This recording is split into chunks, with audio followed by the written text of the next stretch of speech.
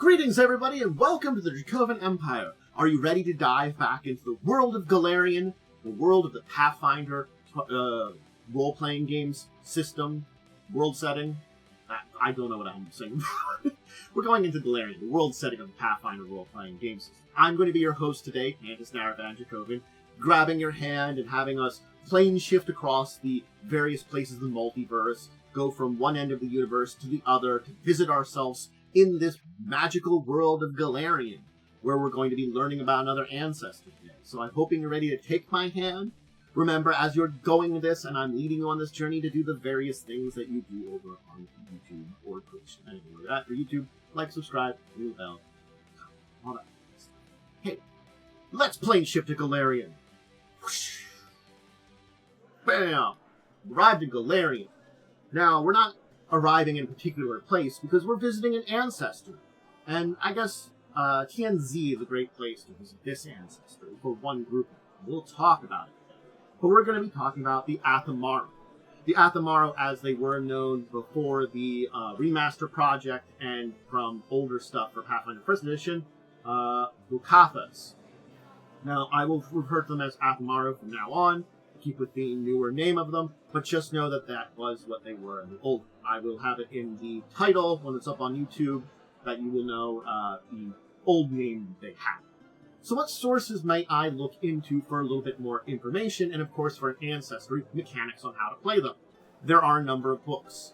If we are talking for older books, of course, the Blood of the Sea is a very good one there from 1st edition. 2nd edition has a lot more selections.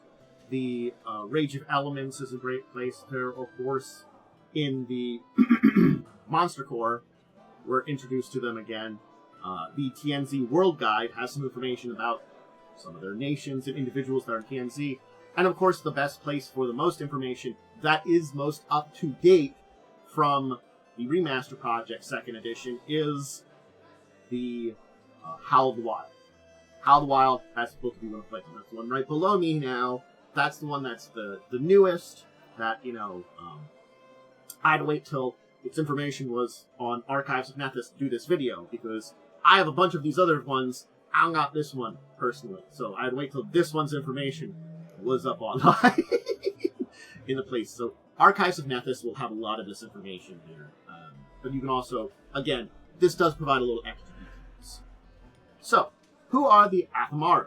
Well, they're fish-like humanoids. That's the easiest way to describe them. They look Piscean. They live in tight-knit communities under the seas. The villages are often siblings, led by a common matriarch. They engage in subsistence farming. Seaweed is an important part of their diets. They serve eels as mounts and creatures of pets and stuff. They create works out of coral that can be very great and elaborate artworks. They interact with other aquatic ancestries, tends to be a little strained. They've basically had mixed relations with other ancestors. They've oftentimes suffered mistreatment from the other aquatic creatures, aquatic humanoids and beings under the ocean. But they are curious about potential connections, and they will not scoff opportunities to connect with others if they present themselves. And it's these connections to the world that do define a lot of their society and the way they work. The connections to the world around them, the connections to their community. They live in settings that are often around coral reefs with aquatic companions, and these become these larger families, friend groups. They establish near river mouths or river sea trade routes, and they will establish strong relations with these sailors that will pass by on these. They will exchange coral jewelry or information about sea routes for surface goods. And they do have a particular favorite. There are some surface foods, particular plants they like. Tubers, yams, vegetables. They see these as delicacies. The seaweed's nice, but hey, a nice yam would be really great. Anyway, if you look at them, they're fish-like. I mean, that's the easiest way to describe an Athamaru. They have brightly colored skin that matches the types of reefs where they build their communities. Frills, barbels, crested fins add to their appearances. There's a variety of crest shapes, scale patterns, and fin styles that make individuals distinct, and though there are some community-wide features, certain types of expressions will be similar throughout a community. So again, it's also a connection to, there's oftentimes very connected bloodlines. These similarities are often environmentally advantageous. Scales that allow them to blend with seaweed, or longer toes with areas with stony seabeds. They also have a distinctive smell, which comes from pheromones, both used for communications and defense. The level of control they have varies from Athamaru to Athamaru, but they can, on this surface, communicate basic emotions chemically. And oftentimes these pheromones also act as unique community fingerprints in a group. Masters of these expressions communicate complex philosophical concepts purely chemically, and basically can form this almost using of chemical symbols the same way a master singer would in another community. Their natural adornments often blur the lines between body modifications and jewelry. In areas with coral groves, tending to reefs, they have symbiotic spines that are highly valued tasks. Their symbiotic species are very highly tasked. Some fashion living specimens into earrings and cuffs, then gently guide the coral as it continues to grow. So they'll take living specimens of coral and not only put it into a shape, but then allow it to grow into these. These pieces often stay in circulation for generations and are valued as living community history. Other uses are integrating pieces into a wearer's body as symbiosis, the coral providing nutrients, and the Athamaru ensuring access to sunlight and quality water. So they can integrate coral into their bodies sometimes, symbiotically, to basically add a little bit of changes to it. Now let's talk about their basic society, the way that they work when in a group. Individual settlements usually only have a dozen members. The largest housing hundreds. Their communities connect with other aquatic inhabitants to build strong bonds, improve the quality of life for everyone involved. The animals are integrated in community as partners, particularly the domesticated eels I mentioned, which often use as steeds. The eels generally roam free, and Athamaru's trained mounts from newly hatched elvers they raise. Each community has are genetically related, typically all born to a single parent. In most settlements, the parent is known as the matriarch and serves as leader. When this parent nears the end of their life, or otherwise stops laying eggs, settler Athamarus in the community choose to undergo certain physical changes, basically increasing in size, and announce what intention to become the next matriarch. The decision to consider a matriarch isn't taken lightly. An eventual leadership role is responsible for the community's survival and continuation. The community selects their next matriarch from the hopefuls in their own way. Democratic elections, trials of knowledge, contexts physically involving deep diving or running untamed wildlife, all those definitely depend on the community they're in. In Ziado, city-state matriarch candidates must present themselves to the high matriarch, and their council will be judged worthy of completing the transformation. So that's a little bit more of a larger society we're going to be talking about a little bit here. But just that's to keep in mind in those larger societies, where we almost have these city-states or nations, there are more decisions about it too. It is an important part of life for them to have who is going to be the next source of their children and a source of members of their community, and so it does become an important thing. Now, there have been mistreatments of Athamarus in the past by other groups, so internal bonds are very strong in their communities. They consider it less risky to deal with each other first, and then outsiders after that. They still do trade, and communities will also share information. Warnings of danger do flow quickly. Safe opportunities are also shared, such as trustworthy land dwellers and open markets. Trust with outsiders is lost and is easy to lose, hard to regain. So that's an important part about it. If you lose their trust, it's going to take a lot of work to do it. And most Athamarus would rather flee, sometimes even uprooting an entire community, than risk open hostilities. So, yeah. Now, as for their belief system, they are community-minded, so they do favor beliefs and philosophies that rely on this connection and aiding others very oftentimes. They're also aware that sometimes this requires protection from the dangers of the sea, so they take on the roles of staunch guardians or religious figures who plead for intersection with symbiotic gods. So that kind of happens. Worship in a single community tends to favor one deity. It's not impossible for multiple temples to be in a community, but it is rarer.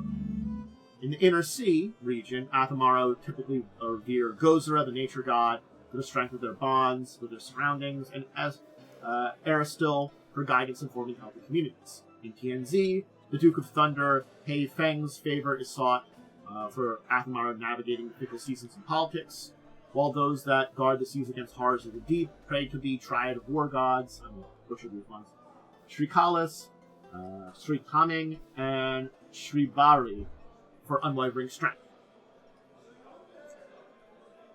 Now, if you are a Athamaru that does leave the community,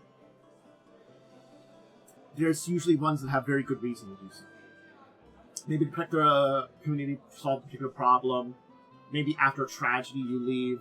So there is reasons for Athamaru to become travelers, head out in the world, become adventurers. It just requires usually certain reasoning to separate yourself out from the community. You need good motivation if you're an Athamaru. You are part of the community. You are part of it.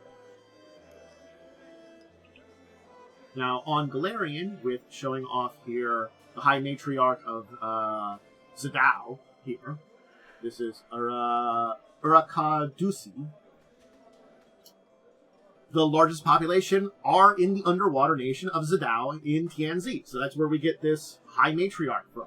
There are smaller city-states following their own government. They're basically smaller city-states, each with their own governments and leaders, though they vow to protect one another from the terrors and deeps and so then rise. So it's basically the nation itself is an alliance. It's more like an alliance of city-states that work together. The largest city-state, Yashabaru, doesn't really have quite control, but serves as the figurehead of the region. Outside of Ziadao, communities are more isolated and independent, though population centers are in Shackles, a reclusive settlement near Sadeg, and the large gulfs of Arcadia. If we do look back to Golarion and TNZ a little bit, outside of Minata and Wansho, you have some too. The city of Numija, basically the Athamaru's and other aquatic and semi-aquatic ancestries mingle in Hasao and Karagatan districts. During the Imperial Lungwa, Athamarus as well as Nephilim, Kisine, Tianmins, Tianchus, who forcibly go to Kawanai and have assimilated in that nation's clans. So there's a very large population in TNZ. That's probably where you're going to get most of them in the world, but there are other population centers that make them not necessarily rare anywhere else. Just you are probably going to be more common in TNZ than you are going to be anywhere else. But certainly speaking, if you're like Shackles area, chance of being an Athamaru is pretty good to live in the Shackles. There are regions that have them. And that's the Athamaru as we know about them. Again, I'm using the full update from the remaster project and how the wild can give you a picture of them. This is definitely standing away from the old version of them, the version of Pathfinder, Locathahs. They do have a similarity to it, that they have that original name, and they are a aquatic species, but it's always interesting to see where the original influence of it came from, and where it's evolved into something completely different. In this case, it really is its own community. Granted, they are still this matriarchal community with a matriarch, a main one that makes sure the society keeps going. And basically, they're born off of this single parent, this matriarch. Each generation is the matriarch leads the society and just, gives birth to the next generation. And continues that. And this is to assume that, other settlements couldn't be formed. Sometimes, you could have young adults or others go off and form communities of their own. It can happen. And that's probably to assume that, maybe some of those matriarchs to be that didn't succeed in their own town would break away with a group and form their own community. There's a lot of possibility for more spreading that, but again, it's a process for their people. The Athamaru are an interesting group because of this. As a Piscean people, they are, incredibly interesting. And I enjoyed diving into their updated lore and learning all about them. I hope you did too. We'll leave it there. I think that's a good place to leave it. Let me just give my quick shout-outs. If you want to see more of this stuff, check out my schedule. It's up on my social medias, Discord, Twitter/X. It's up on my YouTube. I put out my weekly schedule of all my Twitch streams. If you want to join me live, or when there are things up there on YouTube, they're all up there. I do have those social medias if you just want to check out other scheduling, other information, what's going on, all that kind of stuff, all up on social media.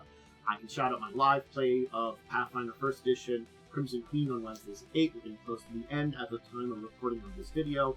And then, of course, discussing tabletop Saturdays at 6. We will talk about news of the week and deeper discussion topics in the tabletop world.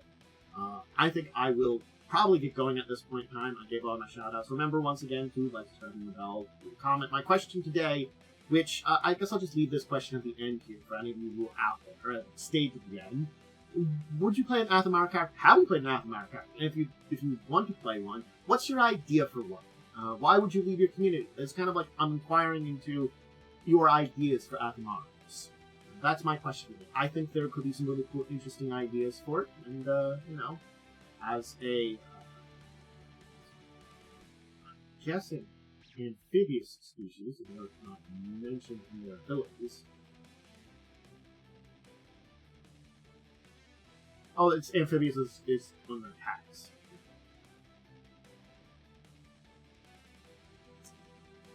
So, let's see how long they'd be outside of water. Anyway, alright everybody, how are you doing?